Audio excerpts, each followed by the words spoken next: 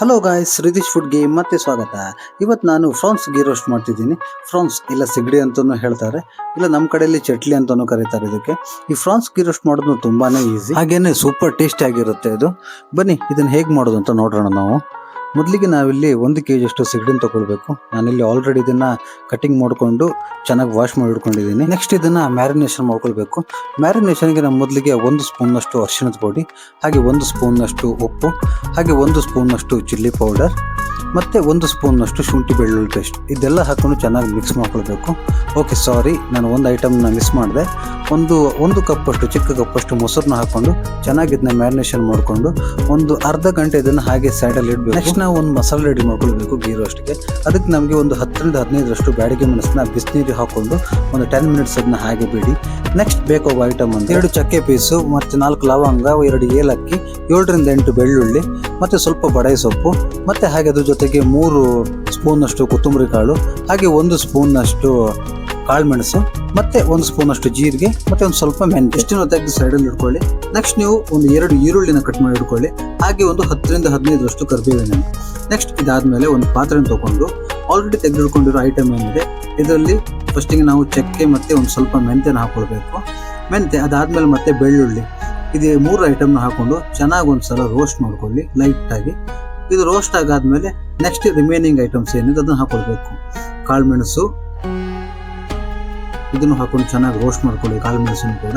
Next ಕಾಳುಮೆಣಸು ಆದಮೇಲೆ next ಜೀರಿಗೆ, ಚಕ್ಕೆ, ಲವಂಗ, ಬಡಾಯಿ ಸೊಪ್ಪು, ಮತ್ತು ಲಾಸ್ಟಿಗೆ ಕೊತ್ತಂಬರಿ ಕಾಳು, ಇದೆಲ್ಲದನ್ನ ಹಾಕೊಂಡು ಚೆನ್ನಾಗಿ ರೋಸ್ಟ್ ಮಾಡ್ಕೊಳ್ಬೇಕು.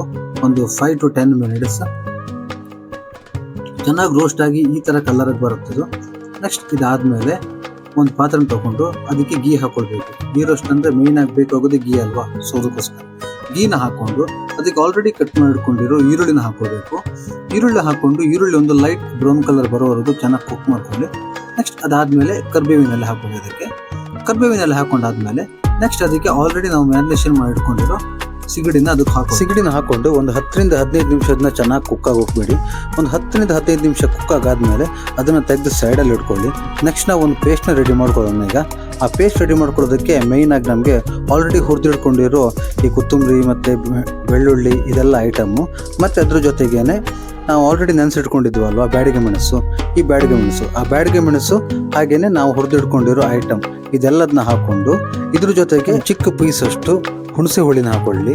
ಹುಣಸೆ ಹುಳಿನ ಹಾಕೊಂಡು ಒಂದು ಸ್ವಲ್ಪ ನೀರನ್ನ ಹಾಕೊಂಡು ಅದಕ್ಕೆ ಗೀ ರೋಸ್ಟಿಗೆ ಬೇಕಾಗುವಂಥ ಪೇಸ್ಟನ್ನ ರೆಡಿ ಮಾಡ್ಕೊಳ್ಳಿ.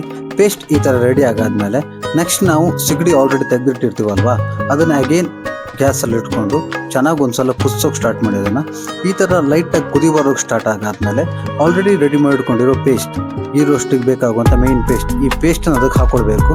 ಪೇಸ್ಟನ್ನು ಹಾಕೊಂಡು ಚೆನ್ನಾಗಿ ಮಿಕ್ಸ್ ಮಾಡ್ಕೊಳ್ಳಿ. ಇದನ್ನು ಚೆನ್ನಾಗಿ ಮಿಕ್ಸ್ ಮಾಡ್ಕೊಂಡಾದ್ಮೇಲೆ ಈ ಥರ ಗ್ರೇವಿ ಥರ ಇರೋದು, ಕಂಪ್ಲೀಟಾಗಿ ಡ್ರೈ ಆಗಬೇಕಿದು, ಆಗಲೇ ಅದಕ್ಕೆ ಟೇಸ್ಟ್ ಚೆನ್ನಾಗಿ ಬರೋದು.